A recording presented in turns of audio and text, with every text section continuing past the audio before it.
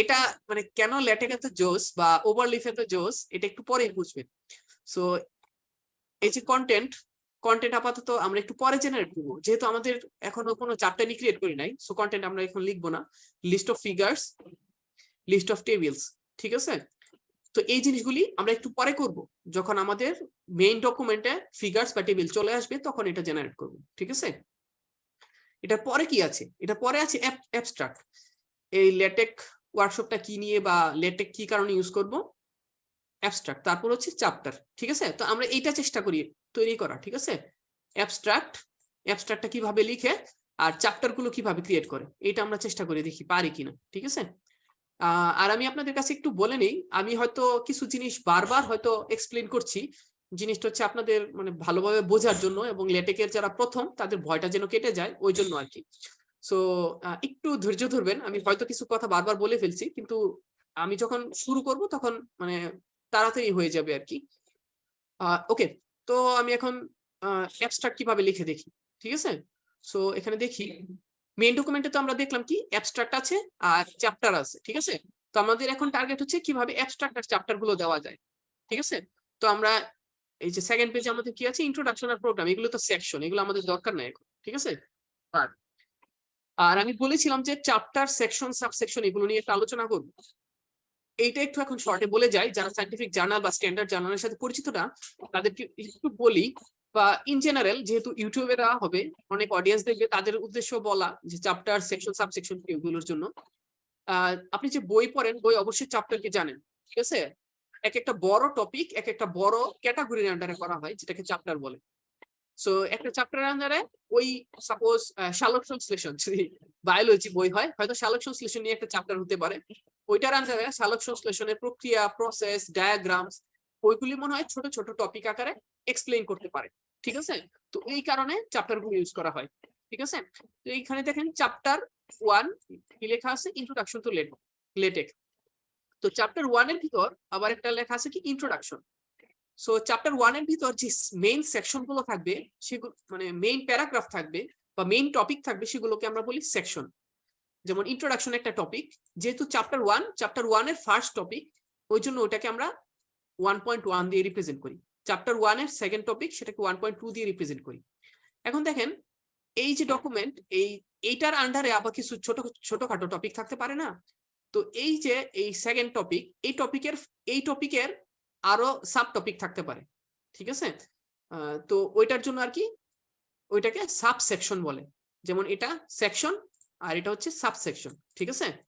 So ফার্স্টে আমরা কি থাকে, সবচেয়ে বড় চ্যাপ্টার থাকে, চ্যাপ্টারের নিচে থাকে কি, চ্যাপ্টারের ভিতর অনেকগুলি সেকশন থাকতে পারে, আবার অনেকগুলি প্রতিটা সেকশনের ভিতর আবার অনেকগুলো সাব সেকশন থাকতে পারে, ঠিক আছে। আশা করি চ্যাপ্টার, সেকশন, সাব সেকশন নিয়ে সবাই মোটামুটি ক্লিয়ার। তো এটা আর এক্সপ্লেন করছি না আর কি। তো এখন আমরা চ্যাপ্টার কিভাবে তৈরি করবো আর অ্যাবস্ট্রাক্ট কিভাবে লিখবো সেটা নিয়ে আলোচনা করি। ওকে, তো আমি আরেকবার রিকম্পাইল দেই। তো আমাদের কিন্তু বিগিন ডকুমেন্ট আর এন্ড ডকুমেন্টের ভিতর কিন্তু কিছু নেই, ঠিক আছে। আমাদের শুধু টাইটেল পেজটা আছে আর সেকেন্ডে আমাদের কোনো পেজ নেই, ঠিক আছে। তো এখন এখানে আমাদের টার্গেট হচ্ছে চ্যাপ্টার ক্রিয়েট করা। তো আমরা স্ল্যাশ চ্যাপ্টার যদি লিখি, এটা দেখেন কত সিম্পল, স্ল্যাশ চ্যাপ্টার যদি লিখি তাহলে চ্যাপ্টার ক্রিয়েট হয়ে যাবে। এখন আমি কি লিখবো, অ্যাবস্ট্রাক্ট।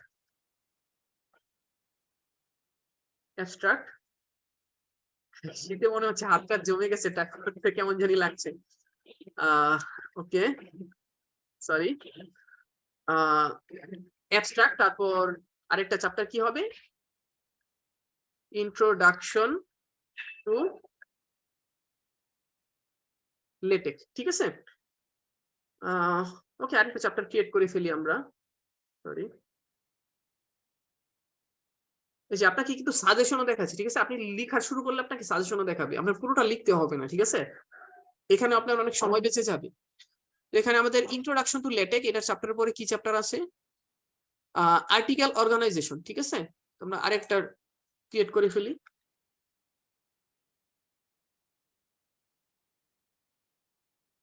আপনারা কিন্তু চাইলে সাথে সাথে করতেও পারেন, ঠিক আছে, এটা কিন্তু খুব কঠিন কিছু না। আমি যেহেতু একটু সময় নিয়ে এক্সপ্লেন করছি জিনিসগুলো, আপনারা চাইলে সাথে সাথে করতে পারেন, কিন্তু যদি মনে হয় যে আপনাদের কনসেন্ট্রেশনে ব্রেক করবে তাহলে প্রয়োজন নেই আর কি, আপনারা পরবর্তীতে দেখে সাথে সাথে প্র্যাকটিস করতে পারেন। ওকে, সো আমি এখন একটু কম্পাইল দিই। ডান পাশে তো কোনো কিছু চেঞ্জ হয় নাই, আমরা কিছু জিনিস লিখলাম, এখন কম্পাইল দিলাম। তো এখানে দেখেন চ্যাপ্টার 1 চলে আসছে অ্যাবস্ট্রাক্ট, চ্যাপ্টার 2 চলে আসছে ইন্ট্রোডাকশন টু লেটেক, চ্যাপ্টার 3 চলে আসছে আর্টিকেল অর্গানাইজেশন। ঠিক আছে, তো আমাদের তো চ্যাপ্টার ক্রিয়েট হয়ে গেল। ঠিক আছে, এখানে কি কোনো সমস্যা আছে? ওকে, সমস্যা অ্যাকচুয়ালি আছে। আমরা যদি একটু আমাদের ডকুমেন্টটা দেখি, এখানে দেখতে পাবেন যে অ্যাবস্ট্রাক্টে কিন্তু অ্যাকচুয়ালি কোনো চ্যাপ্টার নম্বর থাকে না। ঠিক আছে, অ্যাবস্ট্রাক্টে কোনো চ্যাপ্টার নম্বর থাকে না, এবং চ্যাপ্টার শুরু হয় অ্যাবস্ট্রাক্টের পর থেকে। যেমন চ্যাপ্টার 1 হচ্ছে ইন্ট্রোডাকশন টু লেটেক।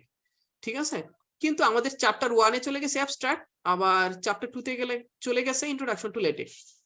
তো এটারও খুব ইজি সলিউশন আছে। সো এই যে চ্যাপ্টারটা, সরি, এই যে অ্যাবস্ট্রাক্টটা দেখেন, অ্যাবস্ট্রাক্টটাও কিন্তু একটা চ্যাপ্টার। ঠিক আছে, কিন্তু এটা কোনো নাম্বার নাই, সো এটাকে বলা হয় আননাম্বার চ্যাপ্টার। ঠিক আছে, তো লেটেকে আমরা আননাম্বার চ্যাপ্টার কিভাবে জেনারেট করব, ওটার জন্য এখানে একটা স্টার দিয়ে দেওয়া লাগবে। ঠিক আছে, সো এখানে দেখেন চ্যাপ্টারের পর একটা স্টার দিলাম, তারপর অ্যাবস্ট্রাক্ট লিখলাম। এখন যদি আমরা এটা রিকম্পাইল করি, তাহলে দেখেন এই যে অ্যাবস্ট্রাক্ট চলে আসছে, আর নিচে ইন্ট্রোডাকশন টু লেটেক হয়ে গেছে আমাদের চ্যাপ্টার 1।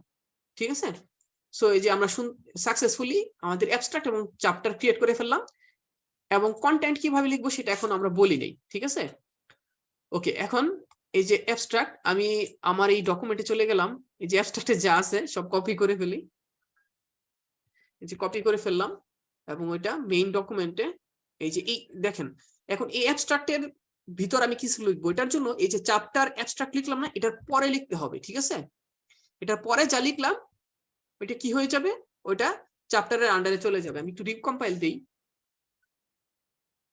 এই যে দেখেন এখানে আমাদের রাইটিং এ একটু বাম পাশে মার্কআপটাতে খেয়াল করেন, আমি এখান থেকে এই যে অ্যাবস্ট্রাক্ট থেকে কিন্তু কোডটা কপি, মানে এই টেক্সটটা কপি করে এখানে পেস্ট করে দিলাম।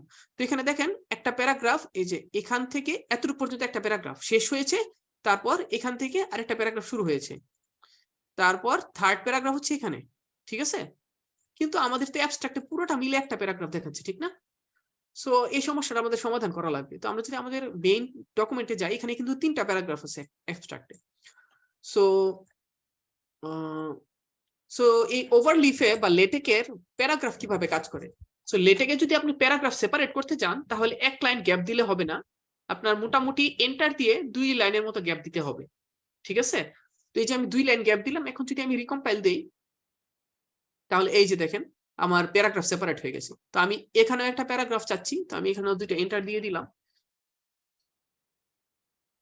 এই যে আমার 3টা প্যারাগ্রাফ ক্রিয়েট হয়ে গেল।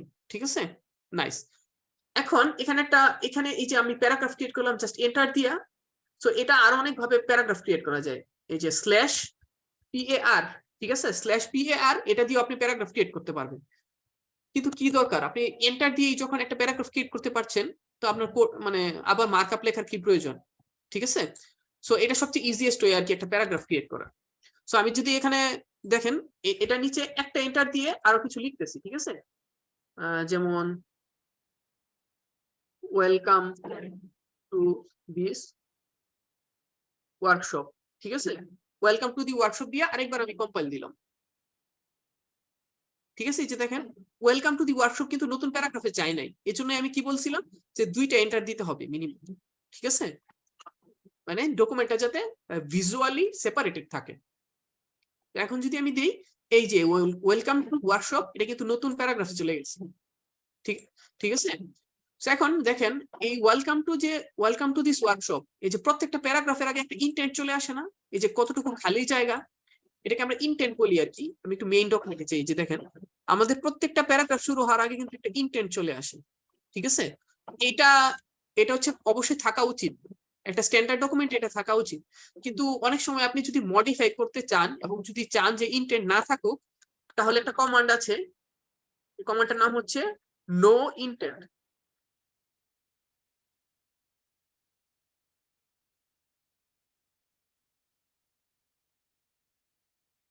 সরি আমি কমান্ডটা মানে একটু ভুল করেছি। আমি যদি একটু সার্চ করি গুগলে যে নো ইন্টেন্ট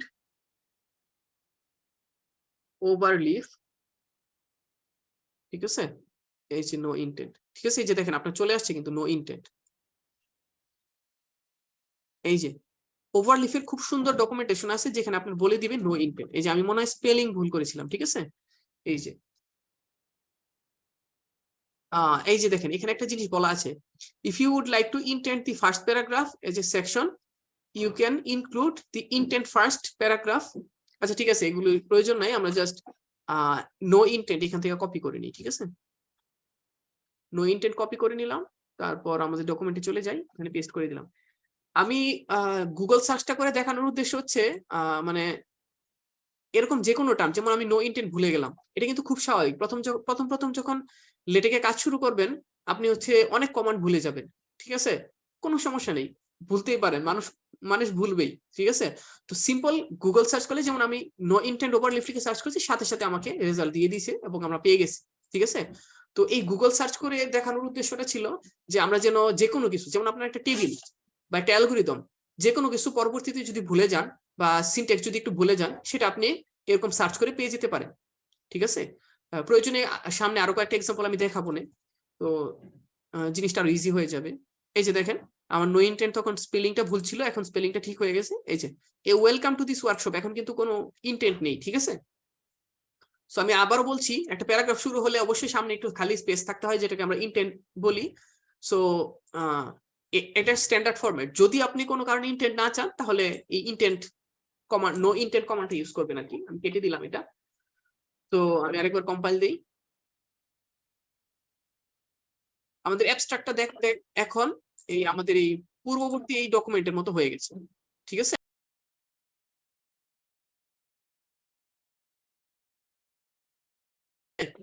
সো আমি আবার এখানে ফেরত যাই, তারপর আমাদের দেখি আচ্ছা আমার মেইন ডকুমেন্টে দেখি কি আছে। আর মেইন ডকুমেন্টে আমাদের কি আছে, দুইটা সেকশন আছে, একটা ইন্ট্রোডাকশন অ্যাবাউট দিস ডকুমেন্ট, তারপর আবার ওইটার ভিতরে একটা সাবসেকশন আছে যেটা হচ্ছে টপিক, ঠিক আছে। তাহলে আমরা দেখি এগুলো ক্রিয়েট করতে পারি কিনা, ঠিক আছে।